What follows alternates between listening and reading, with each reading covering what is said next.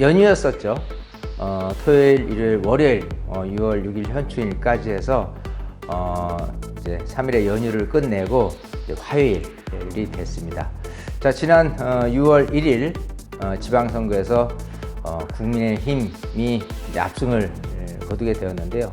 역시 윤석열 정부가 로서 이제 정부가 바뀐 만큼 그런 여력이 아직도 남아있는 듯합니다. 역시 대선이든 지방선거든 이제 민주당의 참패를 가져온 결과가 이루어졌는데 원인이 뭐냐를 살펴보면 역시나 부동산을 빼놓을 수가 없다라고 생각이 됩니다.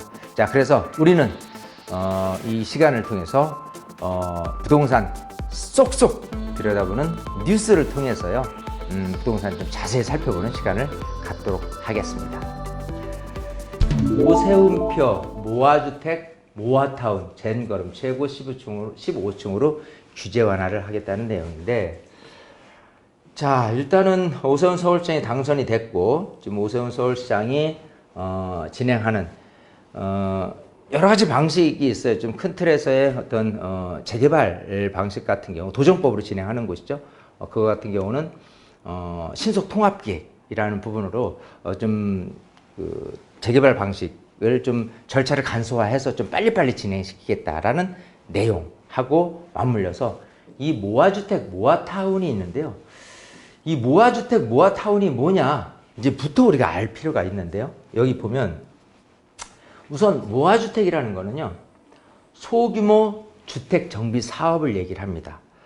우리가 이제 아까 도시및 주거환경정비법에서 재개발 재건축이 이루어진다면 이런 어떤 소규모 주택 정비 사업 같은 경우는 빈집 및 소규모 특별법에 대한 법에 의해서 이렇게 진행이 되는 부분이 있거든요. 가로주택 정비 사업이라든지 소규모 재건축 사업이라든지 이런 부분들인데, 그런 부분을 좀 알기 쉽게, 또 서울시에서는 좀 약간 다른 용어로 진행을 하는데, 그게 바로 이 모아주택 소규모 주택 정비 사업을 얘기를 하고요.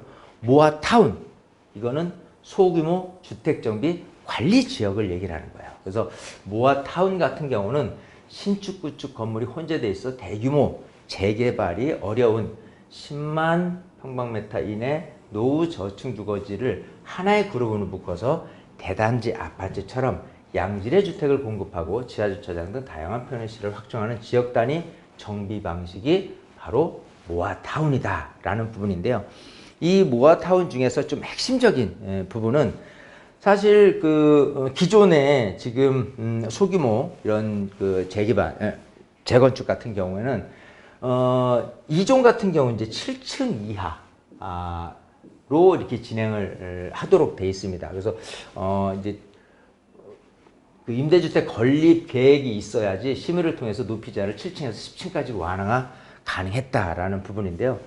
만약 이제 공공기여를 도입할 경우 최고 15층까지 완화할 수 있다는 규정이 있었지만 관련 기준 미흡으로 사실상 유명무실에 가까웠다는 게 서울시의 설명입니다. 그렇기 때문에 지금 이제 층고 높이를 최고 공공기여 없이도 15층으로 건립 가능하도록 소위 조례를 좀 규정해서 좀